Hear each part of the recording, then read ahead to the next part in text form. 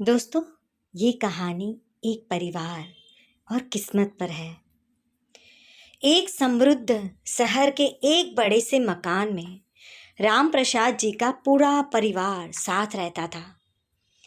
उनकी पत्नी सुशीला जी, दो बेटे, बहू, एक शादीशुदा बेटी और दामाद। राम प्रसाद जी अपनी पुश्तैनी जायदाद और अपनी किस्मत पर बहुत नाज करते थे। उनका मानना था कि उनके परिवार में जो भी खुशहाली है वह सिर्फ उनके अपने चमकते भाग्य की वजह से है। दिवाली का त्यौहार करीब था। पूरा घर सजावट और खरीदारी में लगा हुआ था। तभी घर में छोटी छोटी बातों पर बहस शुरू हो गई।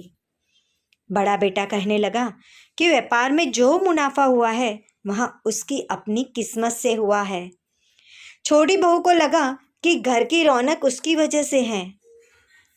बेटी और दामाद जब घर आए तो दामाद ने बातों बातों में कह दिया, हमारे घर का भाग्य तो हमारी मेहनत से चलता है, किसी के एहसान से नहीं। देखते ही देखते हर कोई अपने अपने भाग्य का ढिंढोरा पीटने लगा। बात इतनी बढ़ गई कि रिश्तों की मिठास कड़वाहट में बदलने लगी। यह सब देखकर सुशीला जी चुपचाप रसोई में गई और उन्होंने एक बड़ी सी मिट्टी की परात निकाली।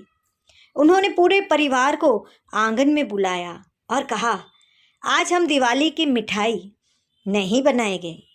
आज हम देखेंगे कि इस घर में किसका भाग्य सबसे बड़ा है। उन्होंने परात में आटा डाला और अपने पति से कहा, आप अपनी किस्मत से इस आटे को गूंद दीजिए। राम प्रसाद जी ने हाथ लगाया, लेकिन बिना पानी के आटा सूखा ही रहा। फिर उन्होंने बड़े बेटे से कहा, तुम इसमें पानी डालो। बेटे ने पानी डाला, लेकिन जब तक कोई उससे मिलाता नहीं, आटा सिर्फ कीचड़ बनता। तब सुशीला जी ने बहू को बुलाया और आटा गूंथने को कहा। फिर बेटी दामाद से कहा कि वे इसमें मिठास और घी मिलाए। जब सबने मिलकर हाथ लगाया तब जाकर एक सुंदर और मुलायम आटा तैयार हुआ।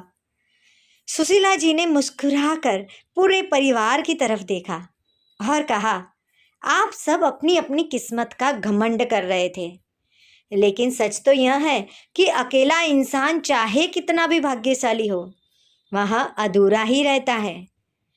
जब पिता का आशीर्वाद, बेटों की मेहनत, बहुओं का समर्पण और बेटी दामाद का स्नेह एक साथ मिलता है ना, तब जाकर पूरे परिवार का भाग्य बनता है। घर के सब लोग शांत हो गए। सुशीला जी की बात सीधे सबके दिलों में उतर चुकी थी। राम प्रसाद जी को समझ आ गया कि किसी एक इंसान की किस्मत से घर नहीं चलता, बल्कि जब पूरा परिवार एक दूसरे का हाथ थाम कर चलता है तो दुर्भाग्य भी सौभाग्य में बदल जाता है।